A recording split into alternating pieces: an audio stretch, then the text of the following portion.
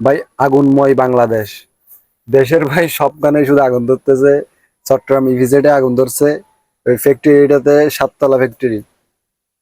Fire service অনেক চেষ্টা করে আগুন নিভাইতে পারে না, পুরো ফ্যাক্টরি শেষ হয়েছে, মালপত্র সব তো শেষ, শেষ ফ্যাক্টরির ছাদ পর্যন্ত গুলে পড়ে গেছে ডাইরেক্ট। অনেক চেষ্টা করার পরও আগুন নিভাইতে পারে নাই। আগুন শেষ পর্যন্ত নিজে নিজে নিয়ন্ত্রণ আছে। এরপর কালকে দেখতেছি আবার হজরত মানে শাহজালাল আন্তর্জাতিক এয়ারপোর্টে, ওইখানে নাকি মানে গার্মেন্টস এর, তারপরে হচ্ছে ওই রূপপুর বিদ্যুৎ কেন্দ্রের যতগুলো সরঞ্জাম ছিল সবগুলো পুরো শেষ। বলতেছে যে মানে $1 বিলিয়ন নাকি ক্ষতি হয়েছে এখানে। কিন্তু আমাদের ফায়ার সার্ভিস সবখানে ফেল মারতেছে শুধু। আর দেশের বিভিন্ন গুরুত্বপূর্ণ জায়গায় শুধু আগুন ধরতেছে। মিরপুরে আগুন ধরছে, এখন আজকে দেখতেছি আবার এই লঞ্চে আগুন ধরছে। ভাই বাংলাদেশের শুধু সবখানে আগুন আর আগুন, যেদিকে যান শুধু আগুন ধরতেছে।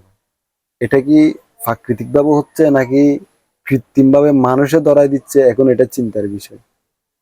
এতদিন এগুলোর কোনো খবর নাই, এই চট্টগ্রাম থেকে শুরু হয়েছে, এখন প্রত্যেকটা জায়গায় মানে গুরুত্বপূর্ণ গুরুত্বপূর্ণ জায়গায়, আবার এবার যেমন তেমন জায়গায় না, গুরুত্বপূর্ণ জায়গায় আগুন ধরতেছে।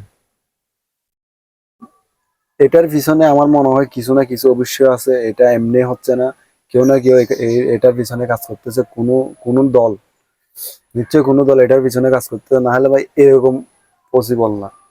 যেখানে যেখানে কেমিক্যাল আছে ওইখানে আগুন ধরতেছে। আমার মনে হয় এখানে অনেক বড় ধরনের একটা ষড়যন্ত্র হচ্ছে। আমাদের চোখ কান খোলা রাখা দরকার এই বিষয়ে।